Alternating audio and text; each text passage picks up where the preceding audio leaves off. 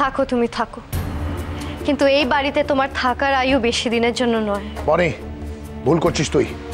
দুধ কলা দিয়ে কাল ছাপ পুষছিস, ছবলটাও আমাদেরই খেতে হবে।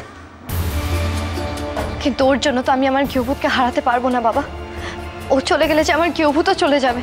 ও যদি এখানে থাকে তাহলে কি শেখর তোর কোনোদিন হবে? হবে বাবা, হবে।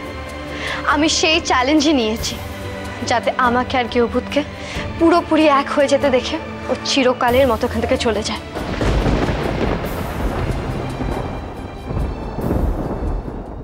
শেষ পর্যন্ত কে যায় সেটাই দেখার। তুমি ভাবছো গৃহভূতের জন্য আমি এখানে থাকছি, কিন্তু আমি থাকছি তোমার জন্য। তুমি যে ঠক, তুমি যে ডুপ্লিকেট সেজে এসেছো, সেটা তো আমায় প্রমাণ করতেই হবে।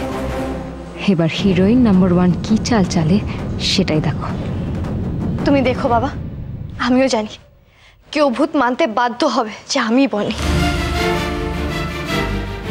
সেটা ভগবান বললেও বিশ্বাস করব না। আপনি তো কোন ছাড়। আমি যদি প্রমাণ করে দিই? প্রমাণ তো আমি করব।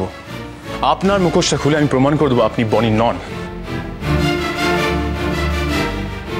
দেখুন, একজন দুজনের চোখে ধুলো দেওয়া খুব সোজা, কিন্তু এতগুলো লোকের চোখে ধুলো দেওয়া কিন্তু খুব কঠিন।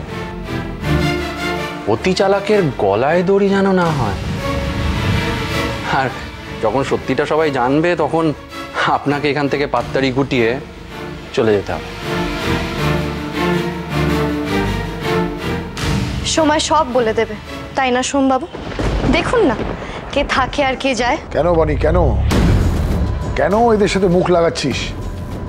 আমার সামনে ওরা তোকে অপমান করছে আর আমি কিছু বলতে পারছি না। এরপরে আমি এদের টলারেট করব? তুই এটাই ভাবছিস?